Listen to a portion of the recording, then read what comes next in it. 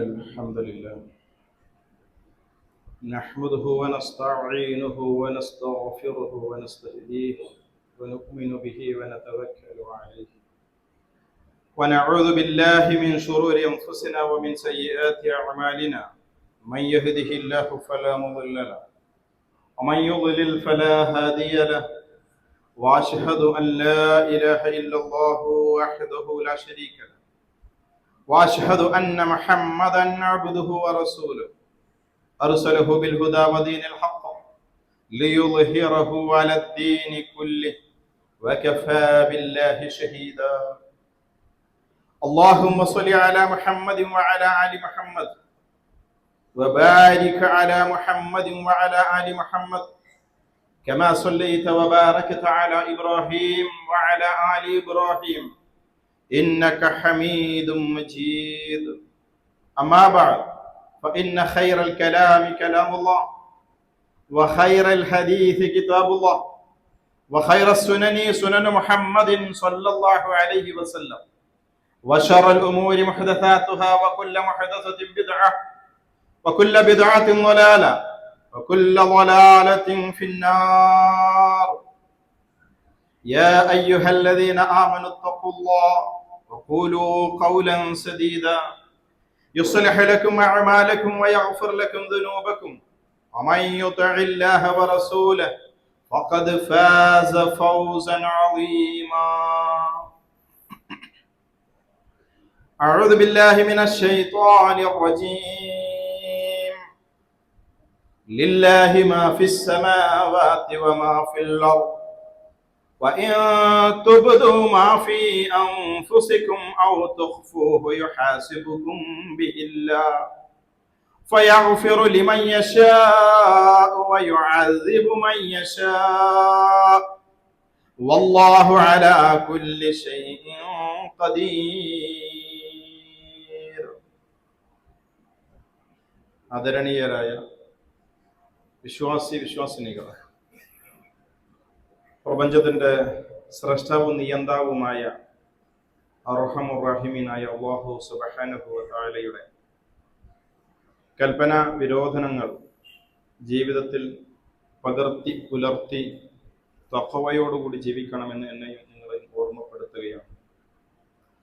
വളരെ ഗൗരവത്തോടുകൂടി മുത്തഖികളായി ജീവിക്കണമെന്ന് വസിയത്ത് ചെയ്യുകയാണ്. അല്ലാഹുവിനെ സൂക്ഷിച്ച് ജീവിക്കാൻ റബ്ബ് തൗഫീഖ് നൽകുമാറാവട്ടെ.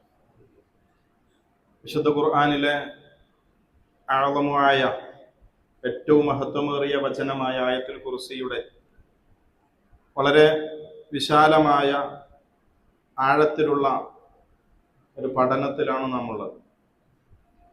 അതിൻ്റെ ഭാഗമായി ലാ ഇലാഹ ഇല്ലല്ലാഹ് എന്ന കലിമത്തു ഷഹാദയുടെ ആ കലിമത്തു ഷഹാദ നാം നാവുകൊണ്ട് ഉച്ചരിക്കുമ്പോൾ അത് സ്വീകരിച്ച് അത് മുഖേന നേടേണ്ട നേട്ടങ്ങൾ ഫലപ്രദമാവണമെങ്കിൽ, ലക്ഷ്യം നേടണമെങ്കിൽ അനിവാര്യമായ നിബന്ധനകളെ കുറിച്ചാണ് നമ്മൾ മനസ്സിലാക്കിക്കൊണ്ടിരിക്കുന്നത്. പണ്ഡിതന്മാർ ആയത്തുകളിൽ നിന്ന് പ്രവാചകന്റെ നിർദ്ദേശങ്ങൾ ഹദീസുകളിൽ നിന്ന് 7 നിബന്ധനകളാണ് പഠിപ്പിച്ചത്.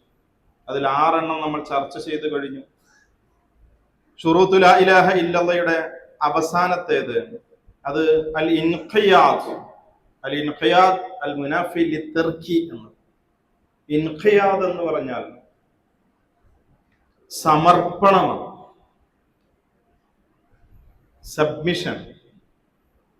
ഒരു എതിരഭിപ്രായവും പ്രകടിപ്പിക്കാതെ പൂർണ്ണമായും കീഴൊതുങ്ങും, ചോദ്യം ചെയ്യലില്ലാതെ. ലാ ഇലാഹ ഇല്ലല്ലാഹ്ക്ക് മുൻപിൽ കീഴൊതുങ്ങണം. ലാ ഇലാഹ ഇല്ലല്ലാഹയുടെ ലക്ഷ്യങ്ങൾ, തേട്ടങ്ങൾ, അതിന്റെ ഉദ്ദേശ്യങ്ങൾ, അതുമായി ബന്ധപ്പെട്ട ഇബാദാത്തുകൾ, അവയുടെ മുൻപിൽ കീഴൊതുങ്ങണം. ഒന്നിനെയും റദ്ദ് ചെയ്യരുത്. കഴിഞ്ഞ ക്ലാസ് ഖുതുബയിൽ നമ്മൾ മനസ്സിലാക്കി. റദ്ദ് ചെയ്യാതെ ഖബൂൽ ചെയ്ത്, ഞാൻ ഖബൂൽ ചെയ്തു എന്ന് പറഞ്ഞാൽ പോരാ, അത് ഹൃദയം കൊണ്ട് ബോധ്യപ്പെട്ട് അത് ശരീരം കൊണ്ട് അത് പ്രകടമാവേണ്ടതുണ്ട്. ഈ ലാ ഇലാഹ ഇല്ലല്ലാഹയും അതിന്റെ നിബന്ധനകളും ഇബാദാത്തുകളും പഠിപ്പിക്കപ്പെടുന്ന ഖുർആനിക വചനങ്ങൾ ആ ഖുർആനിന്റെ ഓരോ ആയത്തിന്റെ മുൻപിലും കീഴൊതുങ്ങേണ്ടതുണ്ട്. ആയത്തിന്റെ മുമ്പിൽ കീഴൊതുങ്ങണമെങ്കിൽ ആയത്ത് അറിയണം. അതിനാണ് ഒന്നാമത്തെ ഷർത്ത് പഠിച്ചത്, ഇൽമ് വേണമെന്ന്. ആയത്ത് എന്താണെന്ന് അറിയാതെ കീഴൊതുങ്ങാൻ കഴിയില്ല, ഖബൂല് ചെയ്യാൻ കഴിയില്ല, മഹബത്ത് കൊണ്ടുവരാൻ സാധിക്കൂല. ഇസ്ലാമിന്റെ പ്രമാണത്തെ പഠിക്കുകയും ആ പ്രമാണത്തിന്റെ അടിസ്ഥാന പ്രമാണമായ ഖുർആനിനെ വ്യാഖ്യാനിച്ച പ്രവാചകന്റെ ജീവിതത്തെ പഠിക്കുകയും ആ ഖുർആനിന്റെ അധ്യാപനങ്ങളോടും പ്രവാചകന്റെ നിർദ്ദേശങ്ങൾക്കും മുൻപിൽ മനസ്സ വാച കർമ്മണ ഉള്ള കീഴൊതുക്കം, അത് ലാ ഇലാഹ ഇല്ലല്ലാഹയുടെ നിബന്ധനയിൽപ്പെട്ടതാണ്. ഏതെങ്കിലും ഒന്നിനോട് വിമുഖത കാണിച്ചാൽ, ഏതെങ്കിലും ഒന്നിനെ തെർക്ക് ചെയ്താൽ, ഉപേക്ഷിച്ചാൽ, റദ്ദ് ചെയ്താൽ, എല്ലാറ്റിനും കീഴൊതുങ്ങി തനിക്കിഷ്ടല്ലാത്ത ഒന്നിനെ മാത്രം അതിനെ വിഗണിച്ചാൽ, അവഗണന കാണിച്ചാൽ അവന്റെ ലാ ഇലാഹ ഇല്ലല്ലാഹ് പൂർത്തിയാവുകയില്ല. വിശുദ്ധ ഖുർആൻ സൂറത്ത് സുമറിന്റെ 54-ാമത്തെ ആയത്തിലൂടെ അല്ലാഹു പറയുന്നു, അനീബു ഇലാ റബ്ബിക്കും, നിങ്ങൾ നിങ്ങളുടെ റബ്ബിലേക്ക് ഖേദിച്ചു മടങ്ങണം. വഅസ്ലിമു, നിങ്ങൾ സമർപ്പിക്കണം, നിങ്ങൾ കീഴൊതുങ്ങേണ്ടതുണ്ട്. വഅസ്ലിമു ലഹു മിൻ ഖബ്ലി അൻ യഅതിയകുമുൽ അദാബ്, നിങ്ങൾക്ക് അദാബ് വരുന്നതിന്റെ മുൻപ് എന്ന്. അദാബ് വന്നതിന് ശേഷം. അദാബ് എങ്ങനെ വരിക? വ്യക്തിപരമായി വരും, സാമൂഹികമായി വരും, പരീക്ഷണമായി വരും, ശിക്ഷയായി വരും. ഇന്നലെ രാവിലെ റഷ്യയിൽ നല്ല ശക്തമായ ഭൂചലനം, കിലോമീറ്ററുകൾക്കപ്പുറത്തുള്ള ജപ്പാന്റെ തീരപ്രദേശങ്ങളിൽ ശക്തമായ 4 മീറ്റർ 5 മീറ്റർ ഉയരമുള്ള സുനാമി അഞ്ഞടിക്കുക. സുനാമിയുടെ രൂപത്തിൽ, ഫ്ലഡിന്റെ രൂപത്തിൽ, ഉരുൾപൊട്ടലിന്റെ രൂപത്തിൽ, മക്കളുടെ രൂപത്തിൽ, ഭാര്യയുടെ രൂപത്തിൽ, ഭർത്താവിന്റെ രൂപത്തിൽ, പല കോലത്തിലും പരീക്ഷണങ്ങളും അദാബുകളൊക്കെ നേരിടേണ്ടി വരും. ആ നേരിടുന്നതിനൊക്കെ മുൻപായിക്കൊണ്ട് റബ്ബിന്റെ ദീനിലേക്ക് കീഴൊതുങ്ങാൻ, ആ റബ്ബിന്റെ ദീനിന്റെ മുൻപിലേക്ക് ഖേദിച്ച് മടങ്ങുന്നവരായി നിങ്ങൾ മാറേണ്ടതുണ്ട്. എന്തെങ്കിലും അദാബ് നിങ്ങൾക്ക് വന്നാൽ നിങ്ങൾ പിന്നെ സഹായിക്കുന്ന ഒരു അവസ്ഥ ഉണ്ടാവൂല, സഹായിക്കപ്പെടും സാധിക്കില്ല. റബ്ബിന്റെ അദാബിന്റെ ഭാഗമായി മാറിക്കഴിഞ്ഞാൽ പിന്നെ ഒരു സഹായിക്കപ്പെടൽ. പോയ ജീവനൊന്നും, ഉരുൾപൊട്ടി 300-ലധികം ആളുകൾ കഴിഞ്ഞ ഒരു കൊല്ലം മുമ്പ് വയനാട്ടിൽ പോയ ജീവനെ തിരിച്ചു പിടിക്കാൻ അള്ളാഹുവിന്റെ പ്രകൃതിയിലുള്ള ഇടപെടലുകൾക്ക് വിധേയനായാൽ പിന്നെ ആർക്കും എല്ലാവരും നിസ്സഹായരായിരിക്കും. അതുകൊണ്ട് തന്നെ തസ്ലീം, സമ്പൂർണമായ സമർപ്പണവും കീഴൊതുക്കവും ഉണ്ടായിരിക്കണം. സൂറത്തുൽ നിസാഇന്റെ 125-ാമത്തെ ആയത്തിലൂടെ അല്ലാഹു പറയുന്നു, വമൻ അഹ്സനു ദീനൻ മിമ്മൻ അസ്ലമ വജ്ഹഹു ലില്ലാഹ് വഹുവ മുഹ്സിനുൻ വത്തബഅ മില്ലത ഇബ്രാഹീമ ഹനീഫാ. ഹനീഫായ ഇബ്രാഹീമിന്റെ മില്ലത്തിനെ പിന്തുടർന്നവനും സ്വന്തം വജ്ഹിനെ റബ്ബിന്റെ മുൻപിലേക്ക് കീഴൊതുക്കിയവനേക്കാൾ നല്ല ദീൻ ആരുടെ അടുത്താണുള്ളത്? ആരുടെ അടുത്തില്ല. ഏറ്റവും നല്ല ദീൻ, ശരിയായ ദീൻ, സ്വർഗത്തിലേക്കുള്ള വഴി കാണിക്കുന്ന സിറാത്തുൽ മുസ്തഖീം എന്ന് പറയുന്നത് ഇബ്രാഹീമിന്റെ മാർഗത്തെ സ്വീകരിച്ചവനും സ്വന്തം വജ്ഹിനെ, സ്വന്തത്തെ റബ്ബിന്റെ മുൻപിലേക്ക് സമർപ്പിച്ചവനുമാകുന്നു. ഈ ആയത്തുകളെ ഉദ്ധരിച്ചുകൊണ്ടാണ് പണ്ഡിതന്മാര് സമർപ്പണം, കീഴൊതുക്കം, സമ്പൂർണമായ അനുസരണം എന്ന് പറയുന്നത് ലാ ഇലാഹ ഇല്ലല്ലാഹയുടെ നിബന്ധനയാണെന്ന് പഠിപ്പിക്കുന്നത്. സൂറത്തുൽ ഫുസ്സിലത്ത് 30-ാമത്തെ ആയത്തിൽ അല്ലാഹു പറയുന്നു, ഇന്നല്ലദീന ഖാലൂ റബ്ബുനല്ലാഹ്, അല്ലാഹുവാണ് ഞങ്ങളുടെ റബ്ബ് എന്ന് പറഞ്ഞ ആളുകൾ വെറും പറച്ചിലല്ല, സുമ്മസ്തഖാമൂ, എന്നിട്ട് നേരെ ചൊവ്വ നിലനിൽക്കുകയും ചെയ്യ ദീനിൽ.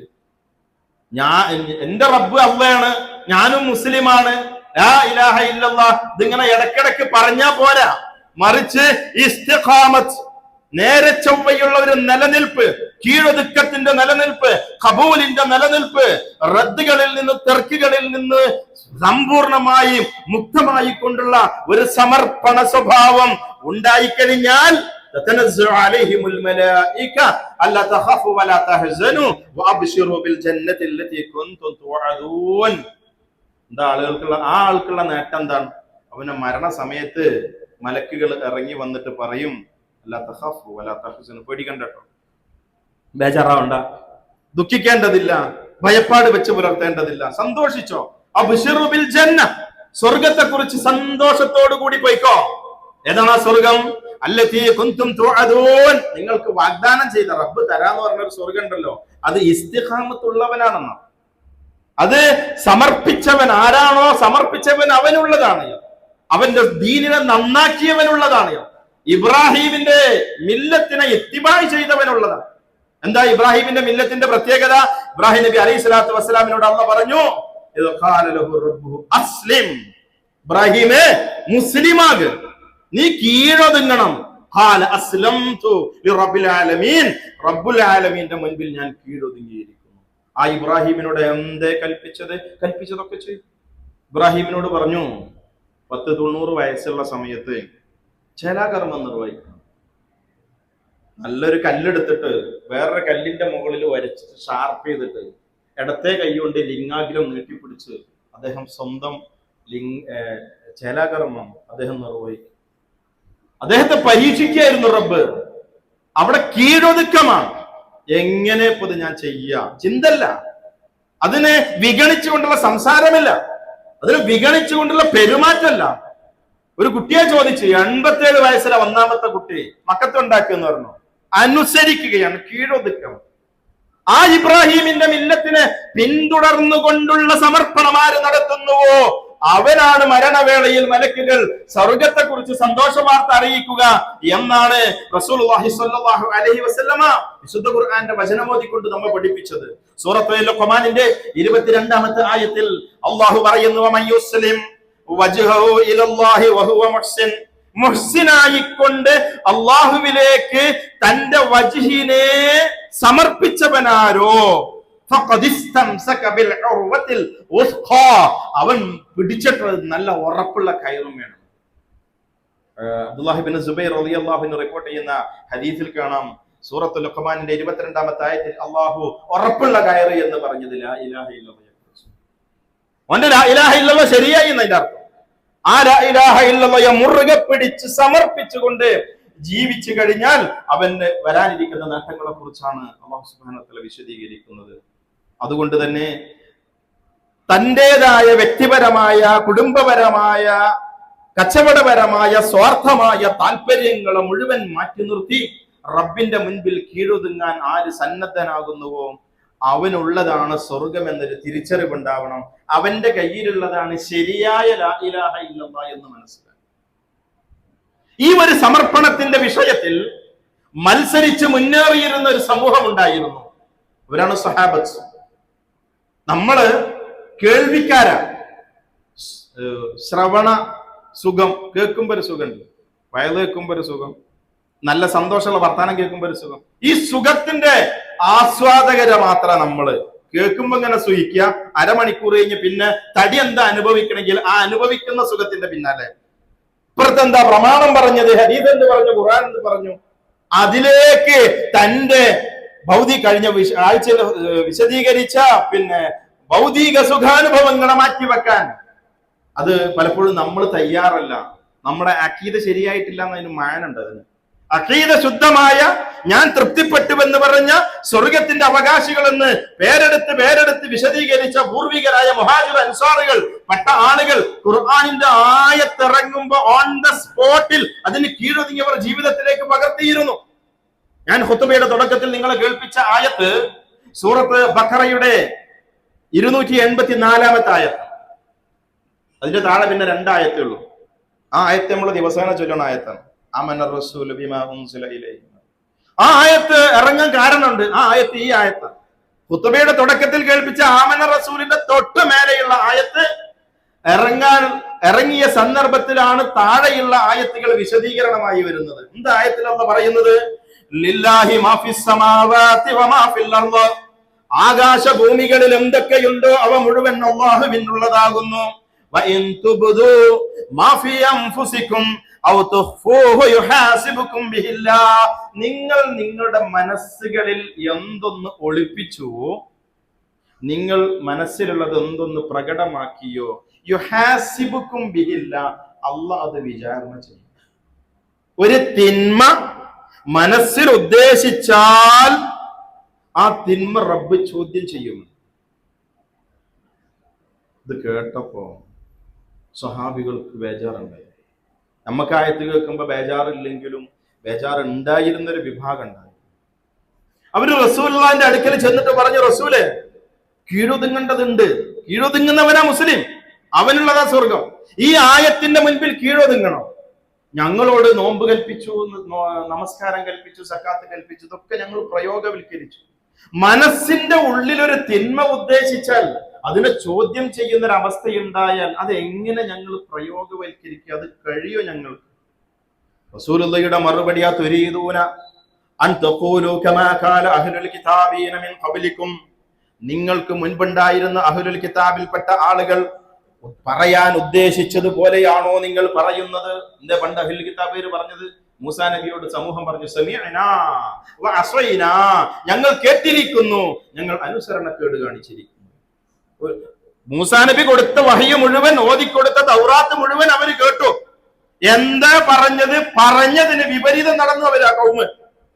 അവര് പറഞ്ഞു, ഞങ്ങൾ ഖുർആൻ എടുത്തുദ്ധരിച്ചതാണ് ബനു ഇസ്രായേലിന്റെ വാചകം സൂറത്തുൽ ബഖറയിൽ. സമീഅനാ വ അസൈനാ, അതായിരുന്നു അവരുടെ നിലപാട്.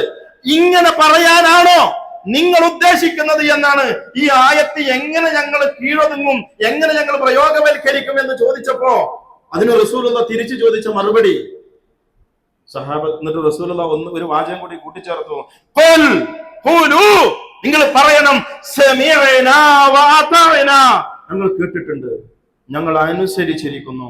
ഗുഫ്റാനക റബ്ബനാ വ ഇലൈക്കൽ മസ്വീർ, ഗുഫ്റാനക, റബ്ബേ നീ ഞങ്ങൾക്ക് പുറത്തു തരണമേ, റബ്ബനാ ഇലൈക്കൽ മസ്വീർ, ഞങ്ങൾ നിന്നിലേക്കാണ് മടക്കം എന്ന് നിങ്ങൾ പറഞ്ഞോളിൻ എന്ന് റസൂലുള്ളാഹി സ്വല്ലല്ലാഹു അലൈഹി വസല്ലം പറഞ്ഞപ്പോ അവരൊരു കാര്യം തീരുമാനിച്ചു, ഇനി മനസ്സിൽ ഒരു തിന്മ ഉദ്ദേശിക്കാതിരിക്കണം.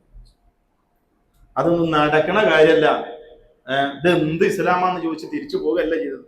സ്വഹാബത്ത് നിലപാട് മാറ്റി, ആയത്തിന്റെ മുൻപിൽ അവർ സമർപ്പിതരായി. അപ്പൊ അള്ളാഹ് അവർക്കൊരു ഇളവ് കൊടുത്തു. എന്ത്? മനസ്സിൽ തിന്മ ഉദ്ദേശിച്ചാൽ ശിക്ഷിക്കപ്പെടുകയില്ല.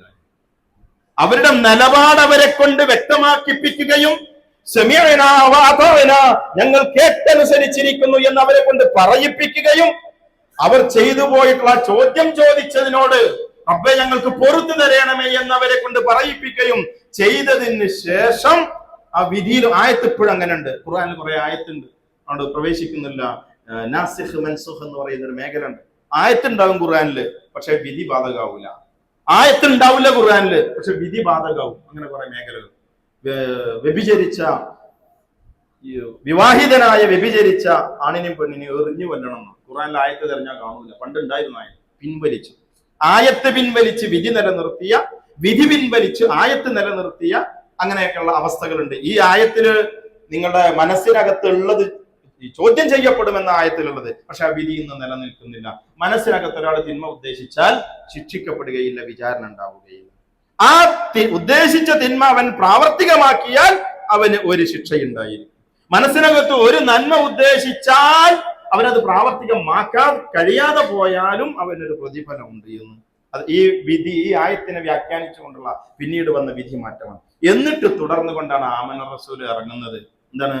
ആമന റസൂൽ ബിമാ ഉൻസില ഇലൈഹി, ആമന റസൂൽ, ഞങ്ങൾ റസൂൽ വിശ്വസിച്ചിരിക്കുന്നു. വെറുതെ തൊള്ളുകൊണ്ട് പറഞ്ഞാ പോരാ, മനസ്സിനകത്തുള്ള കാര്യങ്ങൾ വിചാരണ ചെയ്യപ്പെടുമെന്ന ആയത്തിറങ്ങുമ്പോ ആ തത്വത്തിന് മുൻപിൽ കീഴൊതുങ്ങിയവൻ പറയേണ്ട വാചകമാണ് ആമന റസൂൽ ബിമാ ഉൻസില ഇലൈഹി മിർ റബ്ബിഹി വൽ മുഅ്മിനൂൻ കുല്ലുൻ ആമന ബില്ലാഹി വ മലായികതിഹി വ കുതുബിഹി വ റുസുലിഹി ലാ നുഫർരിഖു ബൈന അഹദിൻ മിർ റുസുലി. ഈ വാചകം ആർക്ക് പറയാനുള്ളതാ? ശരിക്കുള്ള ഒറിജിനൽ ഈമാൻ ശരിയായ ഖുർആൻ ഒരു കാര്യം പറഞ്ഞാൽ അതിന്റെ മുൻപിൽ കീഴൊതുങ്ങാൻ സന്നദ്ധരായ സഹാബത്തിനോട് നിങ്ങളിത് പറഞ്ഞോളി എന്നാണ് പറഞ്ഞത്. അടുത്ത ആയത്തിൽ എന്താ? പ്രാർത്ഥനകളാ. റബ്ബേ ഞങ്ങളെ കൊണ്ട് കഴിയാത്തത് ഞങ്ങളെ കൊണ്ട് വഹിപ്പിക്കരുത്, ഖതഅകളെ കൊണ്ട്, അബദ്ധങ്ങള്, മറവി പോലെയുള്ള കാര്യങ്ങളൊക്കെ ഞങ്ങൾക്ക് നീ റബ്ബനാ ലാ തുആഖിദ്നാ ഇൻ നസീനാ വഅഖ്തഅനാ എന്ന് തുടങ്ങിയിട്ടുള്ള 4-5 പ്രാർത്ഥനകളാണ് അടുത്ത വാചകത്തിലുള്ളത്. ഈ പ്രാർത്ഥന സഹാബത്തിനെ പഠിപ്പിച്ച പ്രാർത്ഥനയാണ്. ഈ ഒരു സംശയ പ്രകടനവുമായി എങ്ങനെ കീഴൊതുങ്ങും എന്നൊരു ചെറിയ ഡൗട്ട് ഉണ്ടായത് അവർക്ക്. ഇത് 1-2 സന്ദർഭങ്ങളല്ല. സൂറത്ത് അൻആമിന്റെ 82-ാമത്തെ ആയത്തിറങ്ങി. അല്ലദീന ആമനൂ, വിശ്വസിച്ച ആളുകൾ. ആരാ വിശ്വസിച്ചവർ? ലം യൽബിസു ഈമാനഹും ബിളുൽമിൻ, അവരുടെ ഈമാനിൽ ഒരു ചെറിയ ളുൽമ് കലർത്താത്ത ആളുകൾ. ഉലൈക ലഹുമുൽ അംൻ, അവർക്കാണ് നിർഭയത്തുള്ളത്. ഒരു പേടിയും പേടിക്കണ്ട, ദുനിയാവിനി ആഖിറത്തിന്. അത് ആർക്കുള്ളതാ? ഈമാനിൽ ദുൽമ കലർത്താത്ത ആളുകൾക്കുള്ളതാണ്. സ്വഹാബത്ത് പരാജയമായിട്ട് വരിക, റസൂല് ആരാ ചെറിയ ദുൽമ ചെയ്യാത്തവര്? ചെറിയൊരു ദുൽമ സംഭവിച്ചു പോയാൽ അത് ഞങ്ങളുടെ നിർഭയത്വത്തെ നഷ്ടപ്പെടുത്തി കളയും. അവരാണ് നേർമാർഗം പ്രാപിച്ച ഹിദായത്തിലായ ആളുകൾ, ഞങ്ങളുടെ ഹിദായത്തിനെ നഷ്ടപ്പെടുത്തി കളയുമല്ലോ എന്ന് പറഞ്ഞവര് വേവലാതി കൊണ്ടുവരികയാണ്. നമുക്കില്ലാതിരുന്നൊരു വേവലാതി ആയത്തിറങ്ങുമ്പോ, ആയത്ത് കേൾക്കുമ്പോ സഹാബത്തിനുണ്ടായിരുന്നു. റസൂലുള്ളാഹി വിശദീകരിച്ചു കൊടുത്തു. ഈ ആയത്തില് അവിടെ ദുൽമ എന്ന് പറഞ്ഞത് കേവലം ചെയ്യുന്ന ചെറിയ ചെറിയ ചെറിയ തെറ്റുകളെ കുറിച്ചല്ല, മറിച്ച് ഈ ആയത്തിനെ മറ്റൊരു ആയത്ത് കൊണ്ട് റസൂലുള്ളാഹി വ്യാഖ്യാനിച്ചു. സൂറത്തുൽ ലുഖ്മാനിന്റെ 31-ാം അധ്യായം ലുഖ്മാനിന്റെ 13-ാമത്തെ ആയത്തിലൂടെ ലുഖ്മാൻ നബി അലൈഹിസ്സലാത്തു വസ്സലാം തന്റെ മകന് ഉപദേശങ്ങൾ നൽകിക്കൊണ്ടിരിക്കെ ലുഖ്മാൻ നബി പറഞ്ഞൊരു വാചകമുണ്ട്. വഇദ് ഖാല ലുഖ്മാൻ ലിബ്നിഹി വഹുവ യഅമു യാ ബുനയ്യ ലാ തുശ്രിക് ബില്ലാഹ് ഇന്ന ശിർക ലദുൽമുൻ അദീം. ശിർക്ക് കൊടിയ ദുൽമാണ് എന്ന് പറഞ്ഞ ദുൽമുണ്ടല്ലോ, ശിർക്കാകുന്ന ദുൽമ്. ആ ദുൽമ് ഈമാനിൽ ആരെങ്കിലും കലർത്തിയാൽ അവൻ രക്ഷപ്പെടാൻ കഴിയില്ല. അത് ആരാണോ കലർത്താതിരിക്കുന്നത് അവനുള്ളതാണ് നിർഭയത്വം എന്ന് സൂറത്ത് അൻആമിന്റെ 82-ാമത്തെ വചനത്തിലൂടെ അല്ലാഹു സുബ്ഹാനഹു വ തആല നമ്മെ പഠിപ്പിക്കുക. ഞാൻ പറഞ്ഞു വന്നത്, ഷർത്ത് പൂർത്തിയാക്കിയ ലാ ഇലാഹ ഇല്ലല്ലാഹയുടെ ആളുകളായി നമ്മൾ മാറേണ്ടതുണ്ട്. ആ ഷർത്തിന്റെ ഭാഗമാണ് ഒരു എതിർപ്പുമില്ലാതെ ഖുർആനികമായ വചനങ്ങളുടെ മുൻപിലേക്കുള്ള കീഴൊതുക്കം എന്ന് പറയുന്നത്. ചരിത്രത്തിൽ എവിടെയൊക്കെ അഭിപ്രായ വ്യത്യാസങ്ങളും മറ്റു പ്രശ്നങ്ങളൊക്കെ ഇസ്ലാമിക ലോകത്ത് ഉണ്ടായിട്ടുണ്ട്, പൂർവികരായ ആളുകൾ പ്രമാണം കേൾക്കുമ്പോൾ അതിന്റെ മുൻപിലേക്ക് കീഴൊതുങ്ങിയിരുന്നു. എവിടെ വെച്ച ഇസ്ലാമിക ലോകത്ത് അഭിപ്രായ വ്യത്യാസങ്ങളുടെ തുടക്കത്തിന്റെ ചരിത്രം?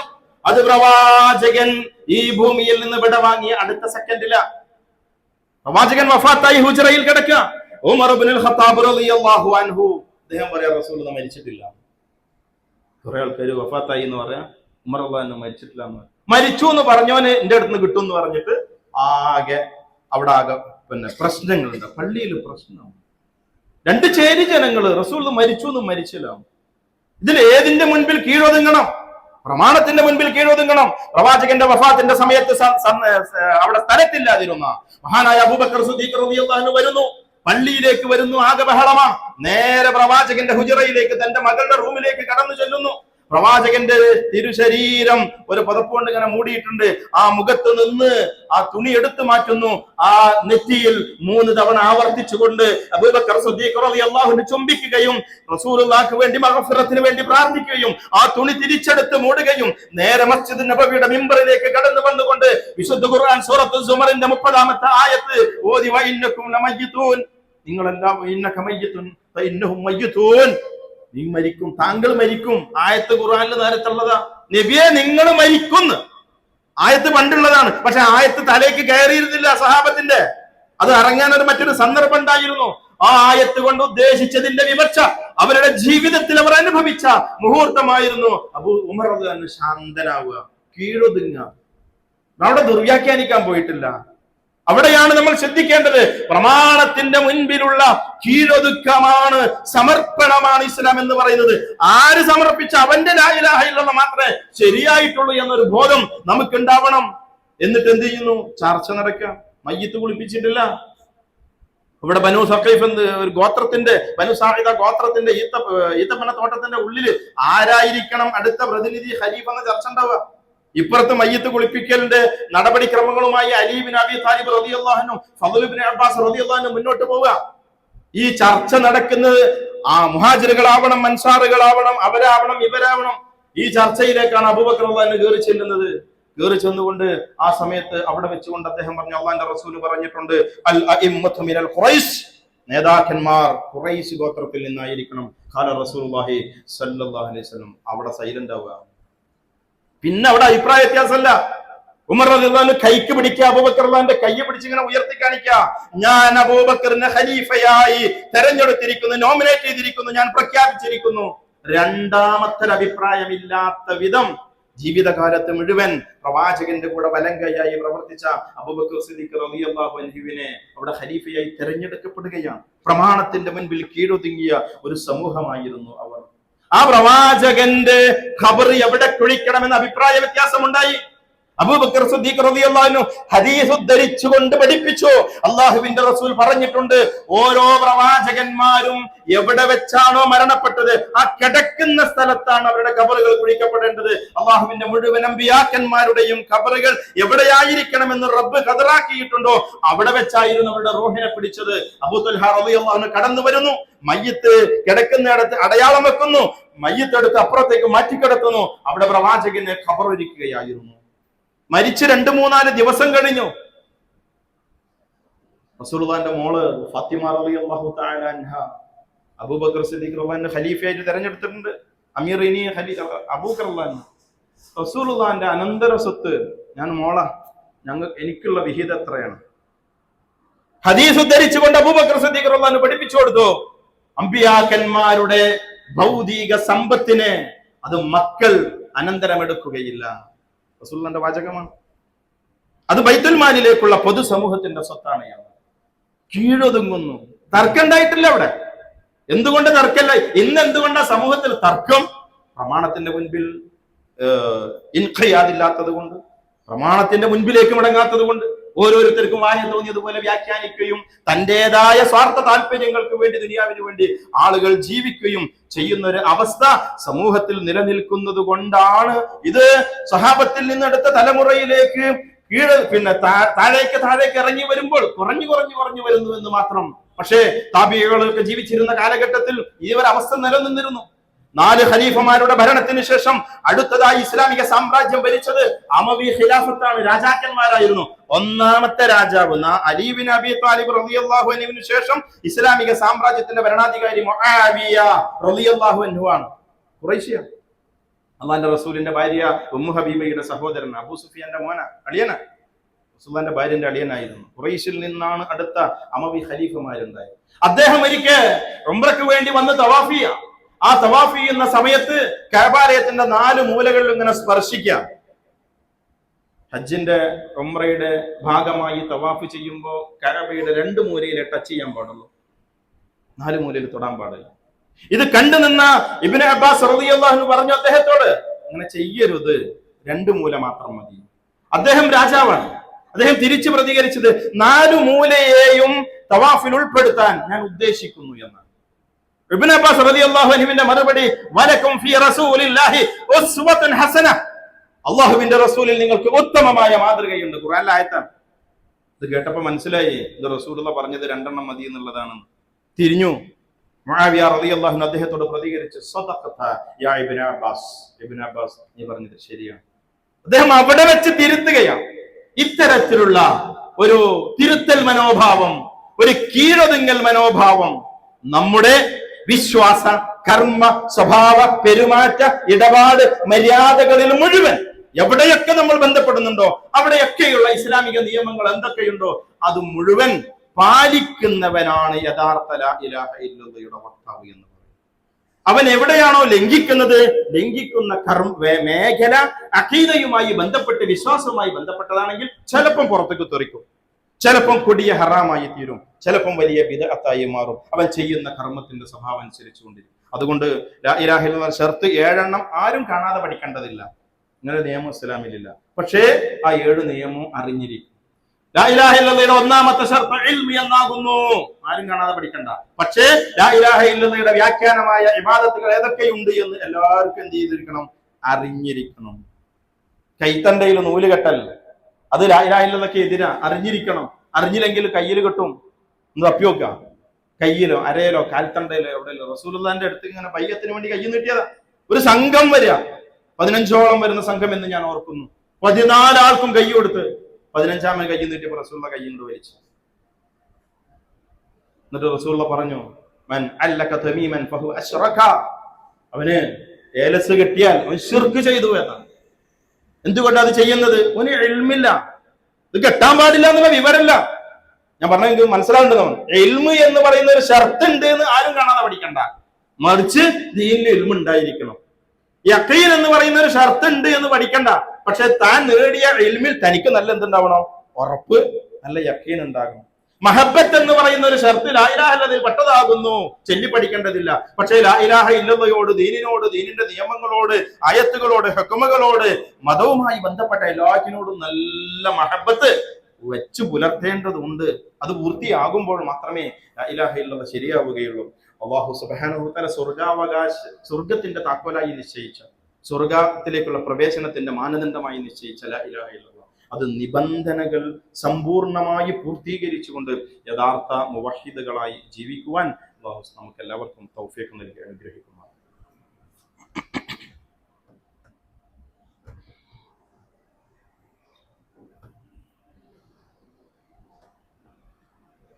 അൽഹംദുലില്ലാഹ് ഹംദൻ കസീറൻ തയ്യിബൻ മുബാറകൻ ഫീഹി കമാ റബ്ബുനാ വയർളാ.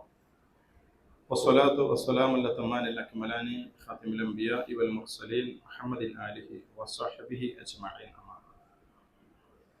يا أيها الناس أوصيكم وإياي ثانيا بتقوى الله. സഹോദരന്മാരെ, റബ്ബിനെ സൂക്ഷിക്കണമെന്ന് ഒരിക്കൽ കൂടി ഓർമ്മപ്പെടുത്തുക. ഇസ്ലാമിലെ ആരാധനാ കർമ്മങ്ങളിൽ വളരെ സുപ്രധാനമാണ് നമസ്കാരം. ആ നമസ്കാരം അബദ്ധങ്ങളിൽ നിന്ന് മുക്തമായി നിർവഹിക്കുന്നവന് മാത്രമാണ് അതിൻ്റെ പ്രതിഫലമുള്ളത്. നമസ്കാരം ഒന്നിച്ച് ജമാഅത്തായി നടക്കുന്ന സമയത്ത് ചിലപ്പം മറവികൾ സംഭവിക്കും ഇമാമിന്. ഇന്നലെ മഗ്‌രിബ് നിസ്കാരം നടക്കുക അവിടെ. നിസ്കാരത്തിന്റെ അവസാന ഘട്ടത്തിലാണ് ഞാൻ കയറി വരുന്നത്.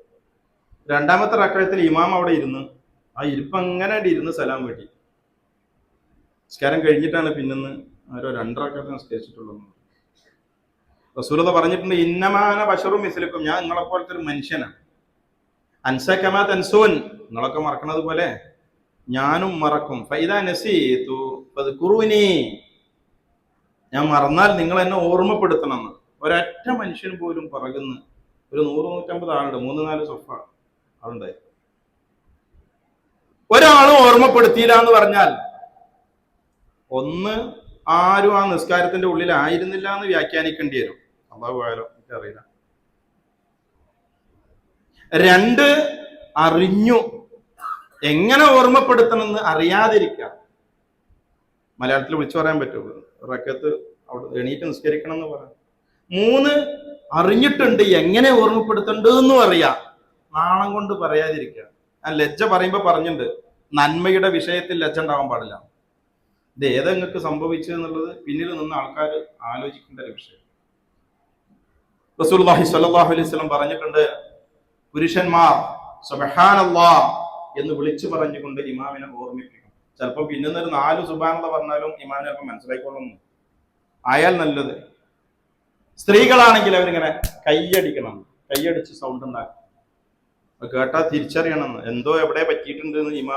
ഇമാമും ബോധമുള്ളവനാണ്, ഇമാമും എൽമുള്ളവനാണ്.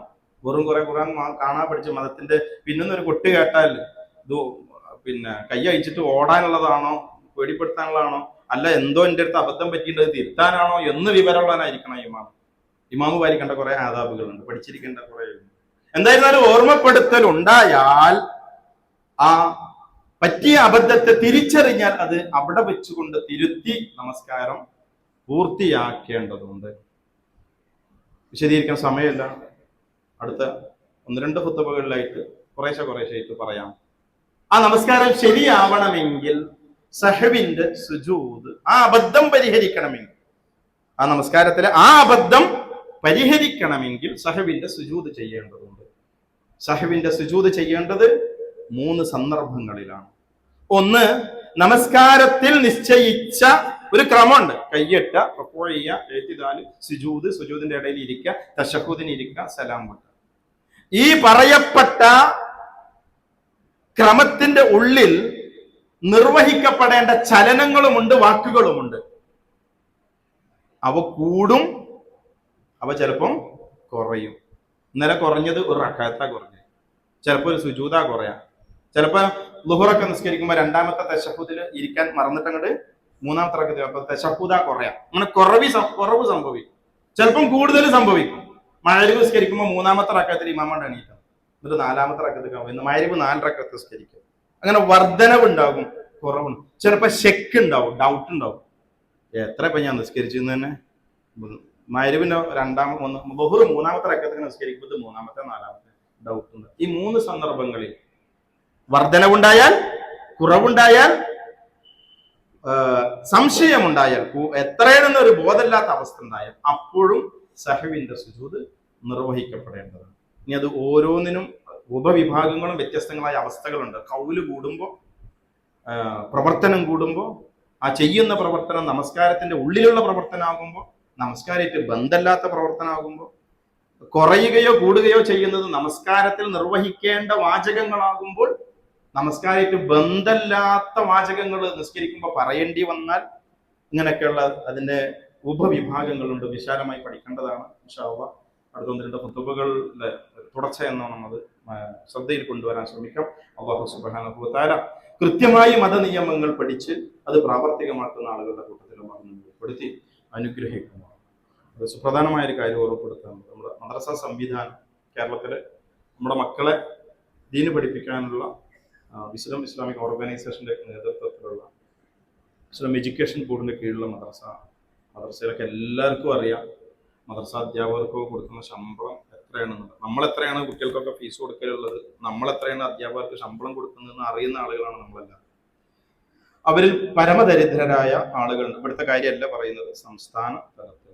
അതുകൊണ്ട് തന്നെ എഡ്യൂക്കേഷൻ ബോർഡിന്റെ കീഴിൽ വർഷത്തിൽ ഒരിക്കൽ ഒരു കളക്ഷൻ എടുക്കുകയും വീടില്ലാത്ത അധ്യാപകർക്ക് ഒരു ടീച്ചേഴ്സ് കെയർ സംവിധാനം നമ്മുടെ സംഘടനാ സംവിധാനത്തിന് കീഴിലുണ്ട്. വീടില്ലാത്ത ആളുകൾക്ക് വീട് വെച്ചു കൊടുക്കും. നിരവധി വീടുകളുടെ പണികൾ നടന്നുകൊണ്ടിരിക്കും. സർവീസും ഒരു 5 വർഷം 10 വർഷം കഴിഞ്ഞാൽ അവർക്ക് പെൻഷൻ കൊടുക്കുക, അവരുടെ കുട്ടികൾക്ക് സ്കോളർഷിപ്പ് സംവിധാനം, കുട്ടികൾക്ക് ചികിത്സാ സംവിധാനം തുടങ്ങി നിരവധി പദ്ധതികൾ ടീച്ചേഴ്സ് കെയറിന്റെ കീഴിൽ നടക്കുന്നു.